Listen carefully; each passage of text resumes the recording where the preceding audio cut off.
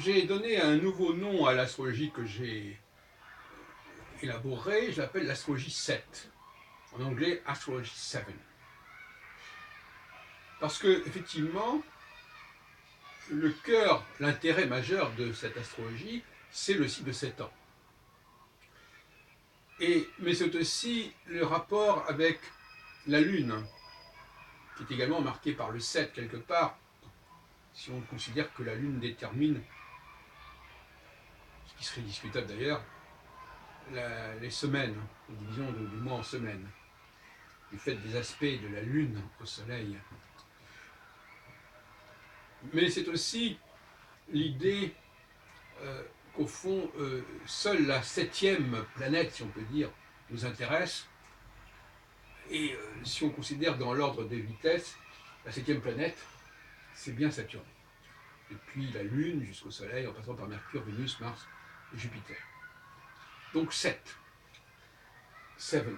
Et un des intérêts dont je voudrais vous parler aujourd'hui, puisque j'en ai déjà parlé longuement, puisque j'ai déjà parlé longuement de cette question justement du changement de phase, parce que le 7 se divise en 2 temps de 3 ans et demi en fait, c'est qu'il y a une phase triangulaire, où il y a dans le ciel, il se forme un triangle, Saturne se trouvant au milieu, à égale distance entre 2 étoiles fixes royales, et puis le moment où Saturne se conjoignant à une de ces étoiles fixes royales, le triangle bien évidemment n'existe plus, et on est dans une autre deuxième phase, qui est une phase d'absence de signal.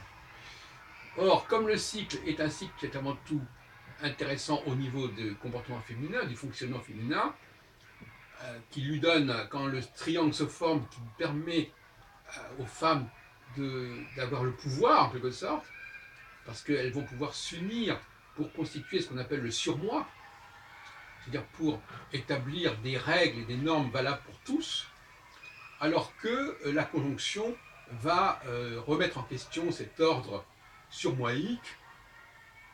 Ça va être le retour du refoulé. À ce moment-là, ce sont les hommes qui vont apporter leur génie, qui vont apporter du désordre, mais qui vont apporter aussi la possibilité de retrouver un nouvel ordre par la suite. Et ce qui va nous intéresser ici, c'est l'importance de la rétrogradation.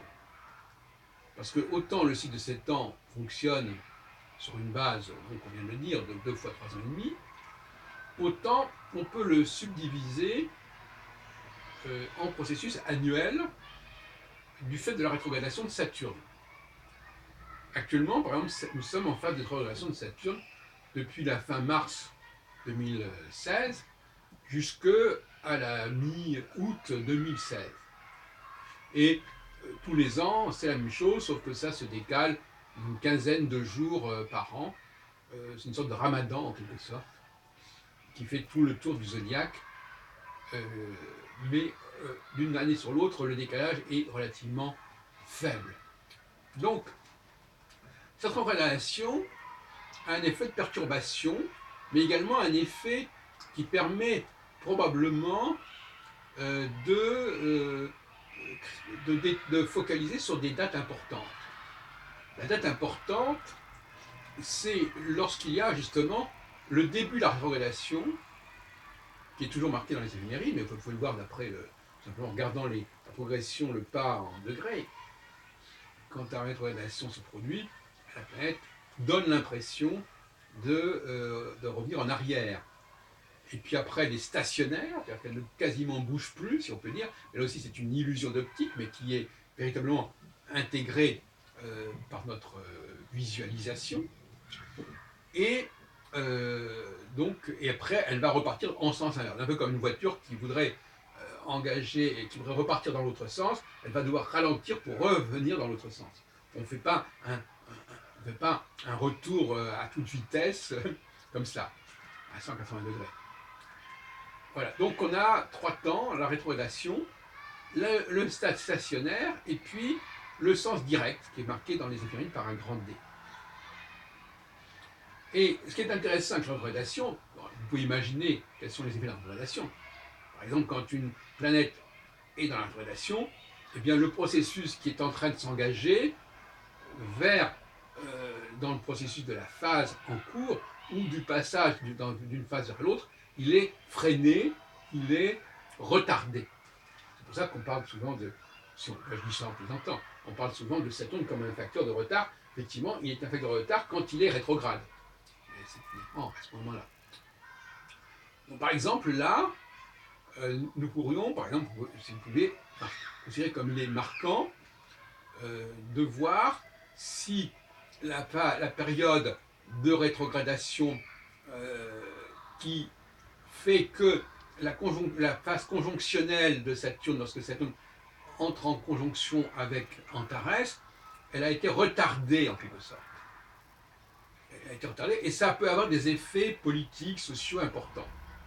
Retardée, c'est-à-dire qu'au lieu que Saturne qui a rétrograde, alors rétrograde d'abord, il rétrograde, et après il va repartir dans l'autre sens, et on va au mois d'août, au fin août, mi-août, on va retrouver une conjonction de Saturne exactement sur Antares. Et donc, quelque part, quelque chose va se débloquer, en quelque sorte, dans la dynamique conjonctionnelle. C'est-à-dire dans la dynamique de réforme, de remise en question d'un certain nombre de comportements collectifs. Et on voit bien qu'actuellement, on est en plein là-dedans, les conflits sociaux qui s'opposent aux intentions du gouvernement. Eh bien, le gouvernement aurait mieux fait, probablement, d'attendre la mi-août pour déclencher un certain processus de transformation. Parce que là, engager un processus de transformation conjonctionnelle en pleine période de rétrogradation, ce n'est pas vraiment l'idéal dans mon système de l'astrologie de. Voilà ce que je voulais vous dire assez rapidement, mais je voulais vous mettre à votre disposition un dispositif comme ça, d'autant plus que c'est intéressant à la fois au niveau des enjeux collectifs et sociaux, mondiaux, mais ça peut être intéressant au niveau d'une petite structure, ou même d'un couple, où il y a éventuellement une rivalité, ou en tout cas un rapport de force entre le masculin et le féminin. Puisque la conjonction redonne de la puissance au mâle, et le triangle redonne de la force au féminin.